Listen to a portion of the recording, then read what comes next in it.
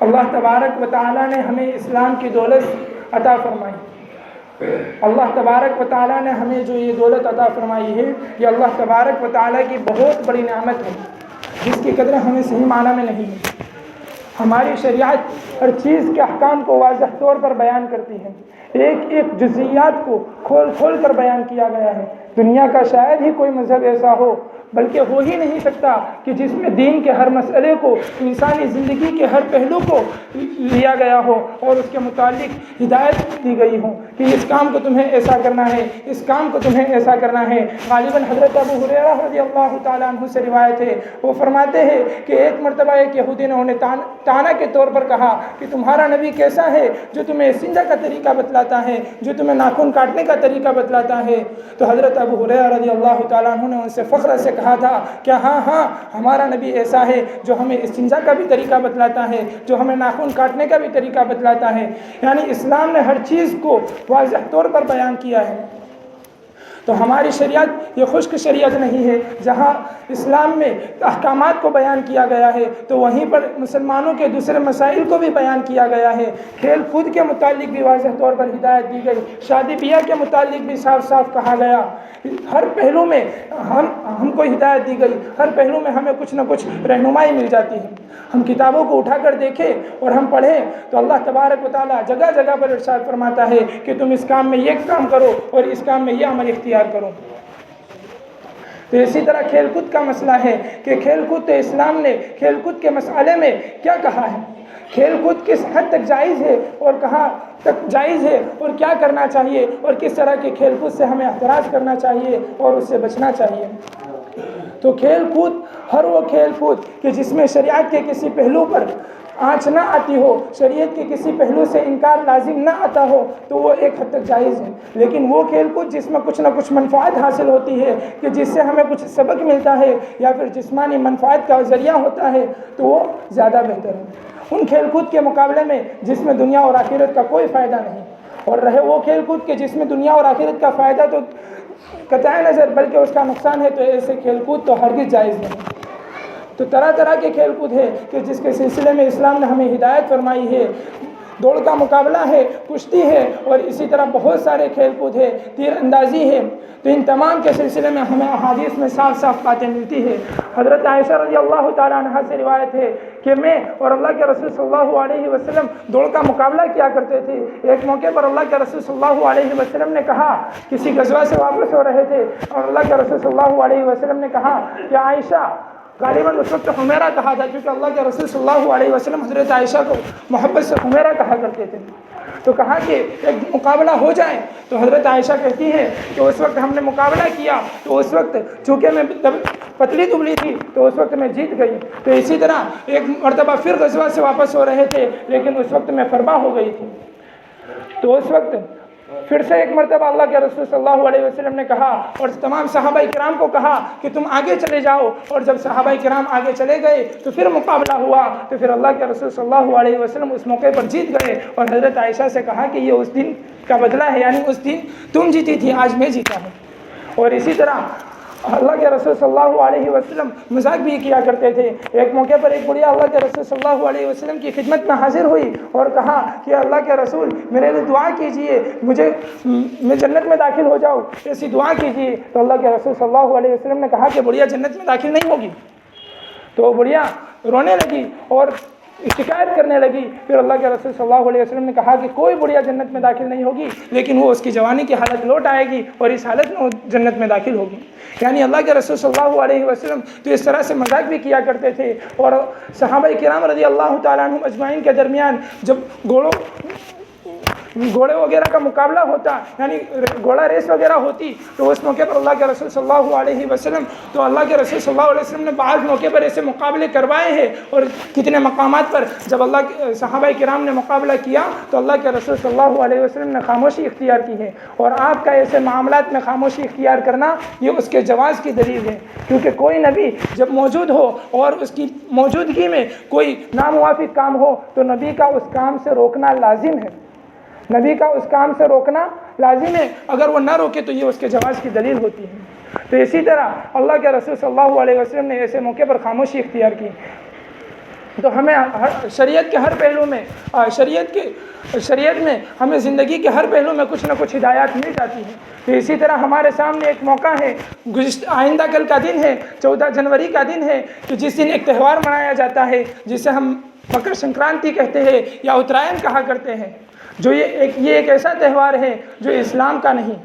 یعنی جو مسلمانوں کا تہوار نہیں بلکہ یہ غیروں کا تہوار ہے۔ لیکن بڑے افسوس کی بات ہے کہ مسلمان اسے شوق سے مناتے ہیں اور باقاعدہ اس کا انتظام کیا جاتا ہے، باقاعدہ اپنی چھتوں کو سجایا جاتا ہے اور مکمل طور پر اس کے لیے خرید و فروخت ہوتی ہے، نئے نئے کپڑے خریدے جاتے ہیں، اور اسی طرح دھن والی چیزیں یعنی بانسری اور اسی طرح سنگیت وغیرہ کا بھی انتظام کیا جاتا ہے، ناشتے وغیرہ کا انتظام کیا جاتا ہے، پتنگیں خریدی جاتی ہیں، ڈوریوں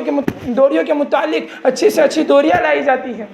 لیکن یہ تمام باتیں کہ مسلمان جس تہوار کو شوق سے مناتے ہیں وہ اسلام میں اس کی کوئی حقیقت نہیں، بلکہ اس سے روکا گیا ہے۔ اس تہوار کی اصل تو پنجاب کا علاقہ، پاکستان میں بھی یہ تہوار منایا جاتا ہے مگر وہاں پر بسنت کے نام سے اسے جانا جاتا ہے، جبکہ ہمارے یہاں پر اسے اترائن کے نام سے جانا جاتا ہے۔ اس کی حقیقت تو پنجاب کا ایک علاقہ جہاں پر رہنے والا حقیقت رائے نامی ایک شخص سلطنت مغلیہ کا آخری دور تھا، یعنی ہندوستان میں مسلمانوں کی سلطنت تھی اور اس وقت سلطنت مغلیہ کا آخری دور تھا۔ اس وقت کا یہ واقعہ ہے کہ حقیقت رائے نامی ایک شخص تھا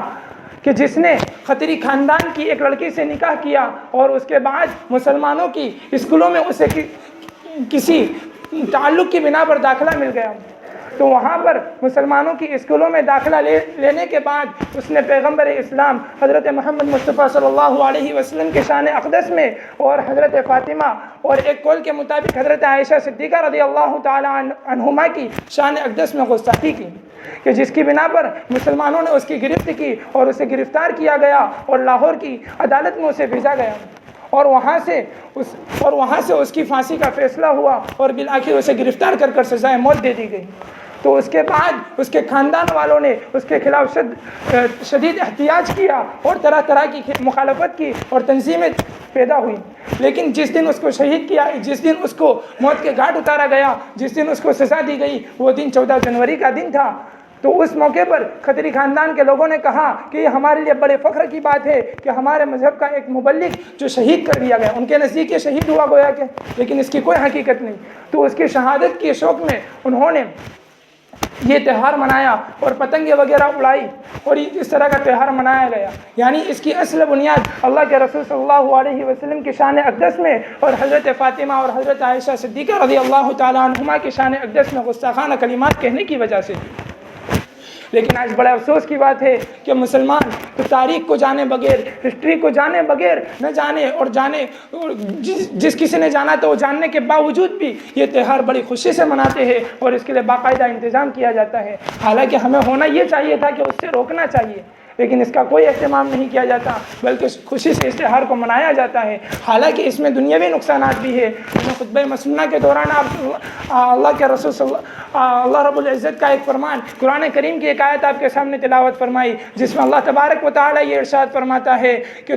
وہ لوگوں میں سے وہ جو ایسی چیزیں خریدتے ہیں جو اللہ تبارک و تعالیٰ کے راستے سے بھٹکا دینے والی ہے تو ان لوگوں کے لیے رسوا کن عذاب ہے، یعنی آخرت میں انہیں رسوا کن عذاب کا شکار ہونا پڑے گا۔ جبکہ ایک دوسری آیت کہ انما الخمر والمیسر والانصاب والازلام رجس من عمل الشیطان فاجتنبوہ، کہ اللہ تبارک و تعالیٰ قرآن کریم میں ارشاد فرماتا ہے کہ جوا، شراب نوشی اور اس طرح کے دوسرے دیگر کام ہیں ان تمام سے تم احتراز کیا کرو، اس لیے کہ شیطان کے کاموں میں سے ہے، اس کی اسلام میں کوئی حقیقت نہیں، تم اس سے بچو۔ یعنی وہاں پر شراب کی حرمت کا فیصلہ کیا گویا کہ، تو وہیں پر اس سے پہلے شراب کی حرمت سے پہلے بھی ایک لفظ ہے المیسر، جس کو جوا سے تعبیر کرتے ہیں۔ حضرت مفتی محمد شفیع عثمانی رحمۃ اللہ علیہ، جو کہ شیخ الاسلام حضرت مولانا مفتی محمد تقی عثمانی کے والد محترم اور دارالعلوم دیوبند کے سابق شیخ الحدیث ہے، وہ اپنی تفسیر معارف القرآن میں اس جگہ لکھتے ہیں کہ المیسر کے اندر وہ تمام چیزیں داخل ہے کہ جس میں دوسرے کے مال کو اس کی رضامندی کے بغیر لینا پایا جائے، کہ یہاں پر ہم غور کریں تو انہوں نے یہ صورت بھی ذکر کی ہے کہ بچے جو آپس میں لکھوٹی وغیرہ سے جو کھیل کھیلتے ہیں، یعنی اس طرح کا جو کھیل کھیلا جاتا ہے تو اس میں ایک جب دوسرے پر جیت جاتا ہے تو اس کے مال کو لے لیتا ہے، یعنی اس کی سارے کھلونے جو ہوتے ہیں، لکھوٹی جو ہوتی ہے ان تمام کو لے لیتا ہے، تو وہاں پر جس کا یہ سامان لیا جائے اس کی رضامندی نہیں پائی جاتی، تو لہذا یہ کھیل بھی ہمارے نزدیک درست نہیں ہوگا۔ تو پھر ہم یہاں پر دیکھیں کہ جب یہ پتنگ بازی ہوتی ہے اور ایک بندہ جب دوسرے کے پتنگ کو کاٹ دیتا ہے تو کیا وہاں پر اس کی رضامندی پائی جاتی ہے؟ نہیں، بلکہ سراسر اس کی رضامندی نہیں پائی جاتی۔ اور یہ کام تو پہلی بات تو یہ کہ یہ کام ہی نہایت لغو ہے کہ اس میں خواہ پیسوں کو ضائع کرنا اور اسی طرح غیر شرعی چیزوں کا رواج دینا ہے۔ قرآن کریم میں ارشاد ہے ان المبذرین کانوا اخوان الشیاطین، کہ جو لوگ حد سے زیادہ خرچ کرنے والے ہیں، جو لوگ حد سے زیادہ خرچ کرنے والے ہیں تو وہ تو شیطان کے بھائی ہیں، یعنی شیطان کے بھائی سے تعبیر کیا گیا۔ حد سے زیادہ خرچ کرنے والے تو چہ جائے کہ وہ لوگ جو لغو کاموں میں خرچ کرتے ہیں، ان کاموں میں خرچ کرتے ہیں جس کی کوئی حقیقت ہی نہیں، تو ان کو تو کس سے تعبیر کیا جائے؟ اللہ کے رسول صلی اللہ علیہ وسلم جب ہجرت کر مدینہ منورہ تشریف لائے تو اس وقت اللہ کے رسول صلی اللہ علیہ وسلم نے مدینہ کی یہودیوں کو دیکھا کہ وہاں کے یہودیوں نے 10 محرم الحرام کو روزہ رکھا تھا۔ یہ واقعہ عام طور پر ہم 10 محرم الحرام کے متعلق بیان کرتے ہیں، لیکن اس واقعے میں یہاں پر ابھی جو ہمارے سامنے جو موقع ہے اس سے بھی کہیں نہ کہیں مشابہت پائی جاتی ہے۔ اس واقعے میں کہ اللہ کے رسول صلی اللہ علیہ وسلم جب ہجرت کر مدینہ آئے تو 10 محرم الحرام کو دیکھا کہ مدینہ کے یہودیوں نے روزہ رکھا ہے، تو اللہ کے رسول صلی اللہ علیہ وسلم نے ان سے روزہ رکھنے کے سبب کے متعلق پوچھا کہ تم نے آج کیوں روزہ رکھا ہے؟ یہودی تو وہ اہل کتاب ہے، یعنی جو حضرت موسیٰ علیہ السلام کو مانتے ہیں اور ان کی پیروی کرتے ہیں،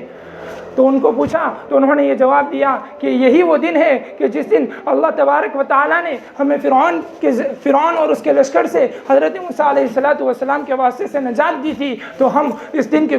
یعنی ہمارے نجات کی خوشی میں ہم اس دن روزہ رکھتے ہیں۔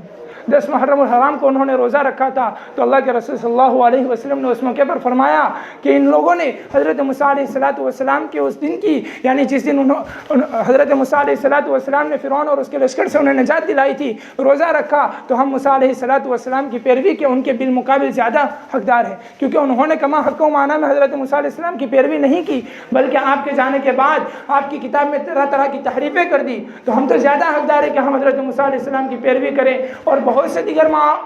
معاملہ تھے کہ جس کی بنا پر 10 محرم الحرام کی فضیلت ثابت ہوتی ہے، تو اللہ کے رسول صلی اللہ علیہ وسلم نے اس موقع پر فرمایا کہ ان لوگوں نے ایک روزہ رکھا ہے تو ہم بھی روزہ رکھیں گے، لیکن یہ یہودی ہے اور ہم مسلمان ہیں تو ہم ان کی مخالفت میں 2 روزے رکھیں گے۔ اس لیے ہمارے یہاں محرم الحرام کو 2 روزے رکھے جاتے ہیں، ایک 9-10 یا پھر 10-11، 2 روزے رکھے جاتے ہیں، ایک روزہ نہیں رکھا جاتا ہے۔ تو اس لیے اللہ کے رسول صلی اللہ علیہ وسلم نے ان کی یہودیوں کی مخالفت کے طور پر یہاں پر کہا کہ ہم 2 روزے رکھیں گے۔ یہ کون؟ جو اہل کتاب ہے، یعنی جو حضرت موسیٰ علیہ السلام کو ماننے والے ہیں، ان کی بھی یہاں پر عبادت میں مخالفت کی گئی ہے کہ شبہ لازم نہ آئے، تو چہ جائے کہ وہ کام جو عبادت نہ ہو، جو کسی نبی کے ماننے والے کا نہ ہو، تو اس کی تو ہمیں کس درجہ مخالفت کرنی چاہیے۔ تو یہ کام جو کسی نبی کے ماننے والے نہیں، حضرت مفتی عبدالواحد صاحب سے ایک موقع پر سوال کیا گیا،